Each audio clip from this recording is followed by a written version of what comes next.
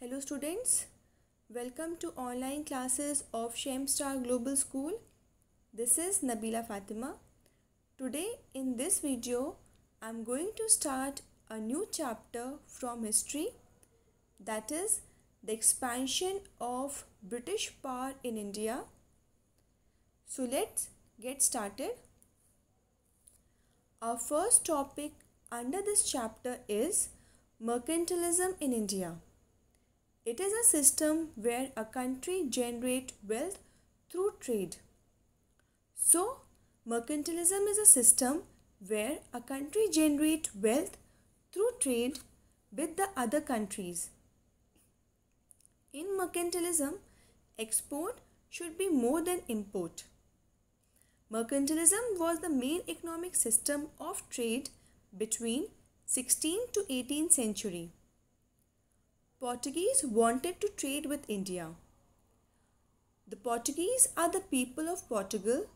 They wanted to buy spices from India and sell them in Europe in order to make money and become rich.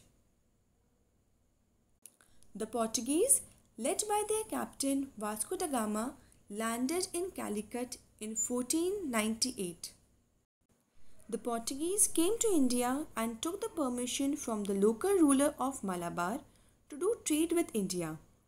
The Portuguese became the first European to carry Indian spices abroad with them. They became very rich. Traders from different European nations came to India. Attracted from the wealth of India, other European traders like the Dutch from Holland, Danes from Denmark, and the French from France landed in India to trade with India. Flourishing trade led to the fierce competition between these trading companies, and they became rivals of each other.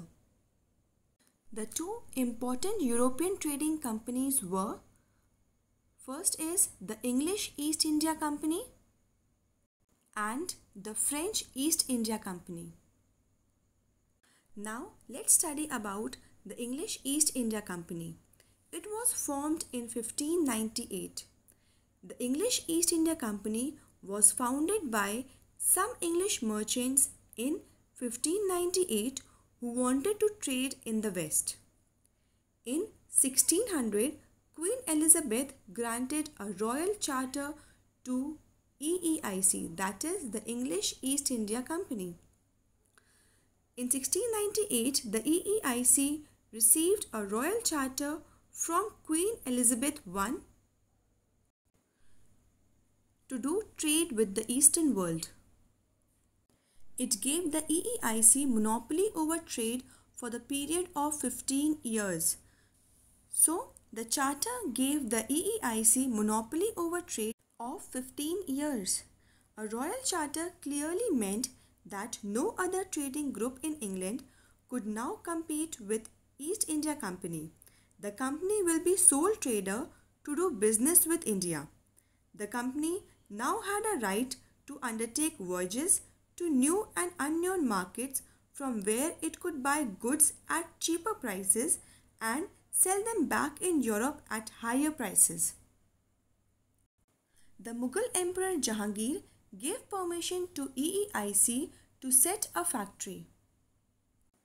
The Mughal Emperor Jahangir issued Farman permitting the English East India Company to set a factory at Surat.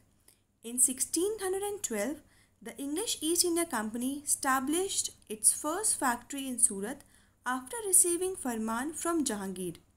Later, trading settlements were established at Madras, Bombay, and Calcutta also.